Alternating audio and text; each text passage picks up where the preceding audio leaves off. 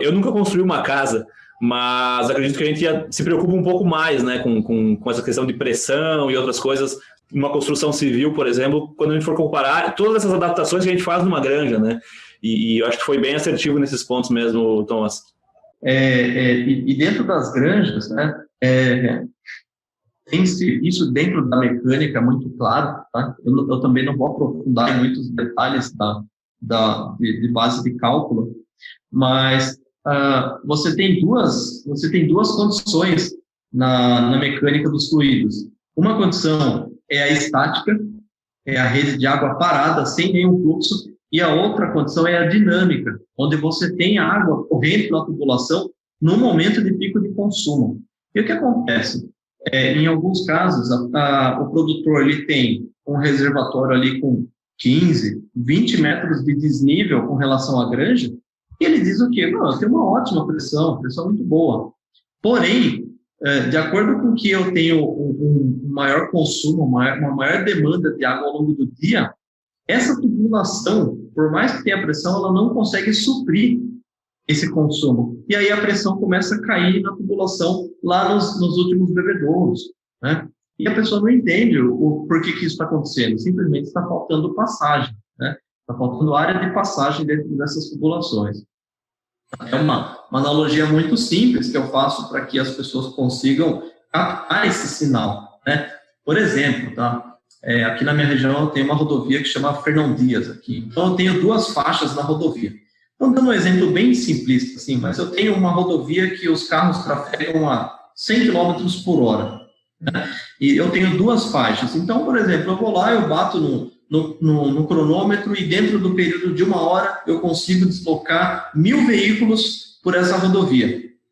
E aí acontece, lógico, né? Vamos desrespeitar as leis de trânsito, né? Não vamos considerar que existe lei de trânsito. Mas que eu tenha ali uma redução de faixa por conta de uma obra na rodovia e eu quero deslocar esses mesmos 1000 veículos por hora. E o que eu tenho que fazer?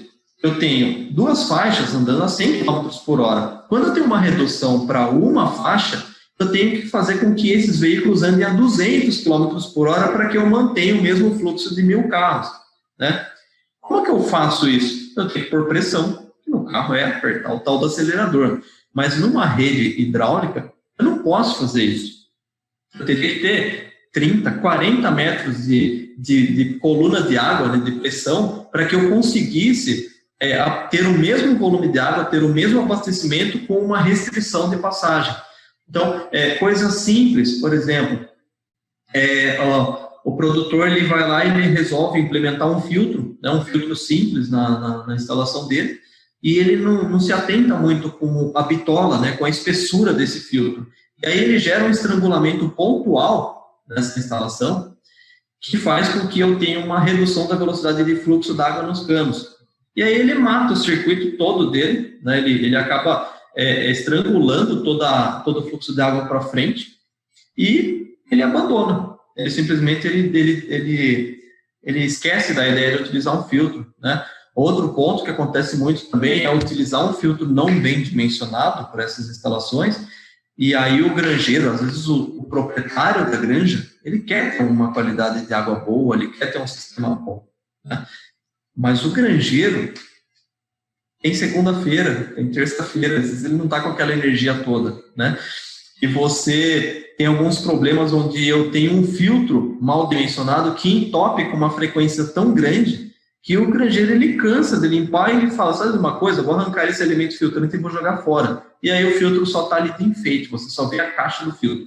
O elemento filtrante em si, que tem o papel de segurar o resíduo, está desmontado em cima da janelinha ali, porque o cara não quer limpar aquilo ali. E, às vezes são 2, 3 horas de passagem de água e já entupiu o filtro, né? Então, a culpa não é do granjeiro, a culpa é do dimensionamento do elemento filtrante.